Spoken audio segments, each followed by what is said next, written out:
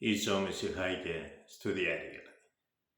ഈശോ മിശിഹായിൽ സ്നേഹിക്കപ്പെടുന്ന മാതാപിതാക്കളെ, സഹോദരങ്ങളെ, പ്രഭാതത്തിൽ ദൈവത്തിൻ്റെ അനന്തമായ സ്നേഹവും കൃപയും സൗഖ്യവും നമ്മുടെ ജീവിതത്തിൽ ഒഴുകിയിറങ്ങട്ടെ എന്ന് പ്രാർത്ഥിക്കുന്നു. ഡിസംബർ മാസം 18-ാം തീയതിയിലേക്ക് നമ്മൾ കടന്നു കഴിഞ്ഞിരിക്കുന്നു. ഏതാനും ദിവസം കഴിയുമ്പോൾ ക്രിസ്മസ് ആകുകയായി. ക്രിസ്മസ് എന്ന് പറയുന്നത് ദൈവം മനുഷ്യനായി അവതരിച്ചു എന്നതാണ്. ദൈവം മനുഷ്യനായി അവതരിച്ചു. മനുഷ്യന് ഉണ്ടാകേണ്ട എല്ലാ പ്രലോഭനങ്ങളിലൂടെയും കടന്നുപോയി. പ്രലോഭനങ്ങളെ അതിജീവിച്ച് വിശുദ്ധിയിൽ ജീവിച്ചുകൊണ്ട് തൻ്റെ പിതാവിൻ്റെ ഹിതം നിറവേറ്റുന്ന മിശിഹയാണ് നമ്മൾ തുടർന്ന് കാണുക. നമ്മളോട് സഭ ആവശ്യപ്പെടുക, ഈശോ ദൈവമായിരുന്നിട്ടും മനുഷ്യനെ പോലെ ഭൂമിയിൽ ജനിച്ച് വളർന്ന്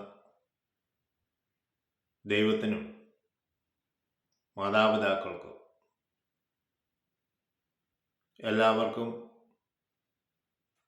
എല്ലാവരുടെയും ഇഷ്ടമനുസരിച്ച് മുന്നോട്ട് ജീവിച്ചു എന്നുള്ളതാണ്. അവൻ മനുഷ്യരുടെയും ദൈവത്തിൻ്റെയും പ്രീതിയിൽ വളർന്നു വന്നു. നമ്മുടെ ജീവിതവും ദൈവത്തിൻ്റെയും മനുഷ്യരുടെയും പ്രീതിയിൽ വളർന്നു വരുവാൻ പ്രത്യേകമായി ശ്രദ്ധിക്കുക. പേത്തൂർത്ത കഴിഞ്ഞ് നമ്മൾ നോമ്പിലേക്ക് പ്രവേശിച്ചു. പേത്തൂർത്ത എന്ന് പറഞ്ഞ വാക്കിനർത്ഥം തിരിഞ്ഞു നോക്കുക എന്നാണ്. നമ്മൾ നോമ്പിലേക്ക് പ്രവേശിക്കുമ്പോൾ കഴിഞ്ഞുപോയ ദിനങ്ങളിലേക്ക് തിരിഞ്ഞു നോക്കി നമ്മുടെ കുറവുകൾ കണ്ടെത്തി ദൈവത്തോട് മാപ്പപേക്ഷിച്ച്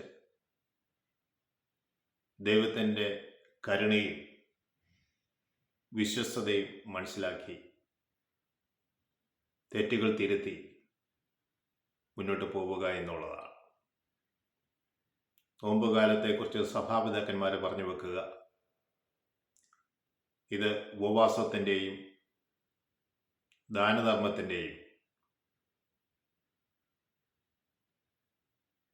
അതുപോലെ തന്നെ ഉദരത്തെയും നാവിനെയും അടക്കുക എന്നുള്ളതാണ്. ഉദരത്തെ അടക്കുക, നാവിനെ അടക്കുക എന്നാണ് പ്രധാനമായും സഭാപണ്ഡിതന്മാരും സഭാപിതാക്കന്മാരും നമ്മളെ ഓർമ്മിപ്പിക്കുക.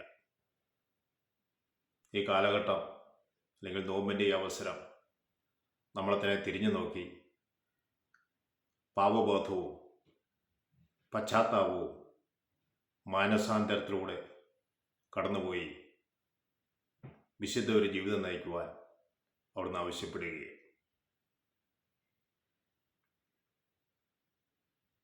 നമ്മൾ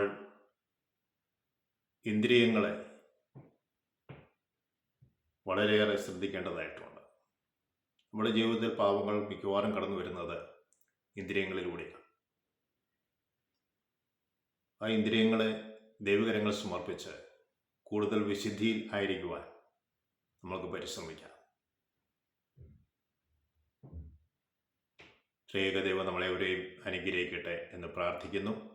ഈശോ മിശിഹായ്ക്ക് സ്തുതിയായിരിക്കും.